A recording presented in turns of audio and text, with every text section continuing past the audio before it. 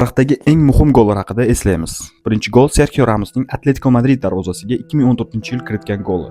Bu gol tarixda nimalarni o'zgartirganligi va golning o'zi qanday yuzaga kelganligini hozir siz bilan birgalikda eslaymiz.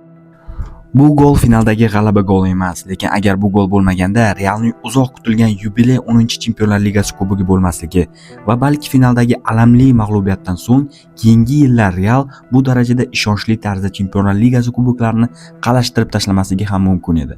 Bu golning muhimligini Modrichning mana shu ta'riflari bilan yakunlayman. Bu golni eslasam, haligacha badanlarim titraydi. Shu golgacha Real Madrid 12 yil Chempionlar Ligasining turli xil bosqichlarida chiqib ketgan. 10-kubokni yutish esa Real Madrid uchun yildan-yilga qiyinlashib borardi. Mourinho bilan 3 marta yarim finaldan qaytdik va oxir-oqibat shu voqea sodir bo'ldi. Biz shundan keyin o'z kuchimizga yuqori darajada ishona boshladik va ketma-ket sovrinlarni yuta boshladik. Raqiblar esa yana bizdan, Real Madriddan qo'rqa boshlashdi. Chunki Realning so'nggi yillardagi deyarli har 2 yilda kubokni yutishi aynan o'sha kechadagi Modrichning ideal tarzda burchakdan uzatgan to'pini Ramos darvozaga joylashtirib qo'ygandan keyin boshlandi desak adashmaymiz. Xo'p, bu voqea qanday sodir bo'lganligi haqida gaplashamiz. Casillasning to'pga chiqishdagi xatosidan keyin urilgan gol o'yin oxirigacha saqlanadigandek edi go'yo. Ronaldo, Benzema, Bale, Di Maria kabi hujumdagi daholar ming urinishmasin Atletico devorini buza olishmasdi.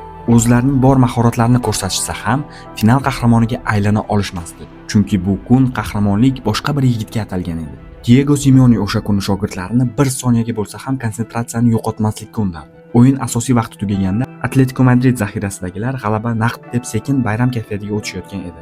Ammo maydonda hali kurash davom etardi. 93-daqiqada Real burchak zarbasiga ega chiqdi. O'yindagi oxirgisi bo'lishi mumkin bo'lgan vaziyat aslida katta bir voqelikning boshlanishi edi. Modric uzatgan to'p Ronaldo yoki Bale'ga emas, aynan Qirollik klubi vitse-kapitani boshiga atalgan edi. Bu bosh esa 2 metrli Thibaut Courtoisning qo'li yetmaydigan joyga to'pni yo'naltirib qo'ydi va hisob tenglashdi. Shundoq ham 94 daqiqa maydonda borini bergan Atletico Madrid o'yinchilari g'alabaga so'nggi soniyalar qolgan paytda uni qo'ldan chiqarishganini tushunib, shu payt ruhan sinishgandi. Qo'shimcha daqiqalarda Real yana 3 ta gol urdi, ammo bularning hammasi Ramos raqibni sindirib bergandan so'nggina amalga oshdi. Biz Tribunal kanalida futboldagi eng muhim voqealarni birgalikda tahlil qilamiz. Bizga obuna bo'lishni va videoni do'stlaringizga ulashib qo'yishni unutmang.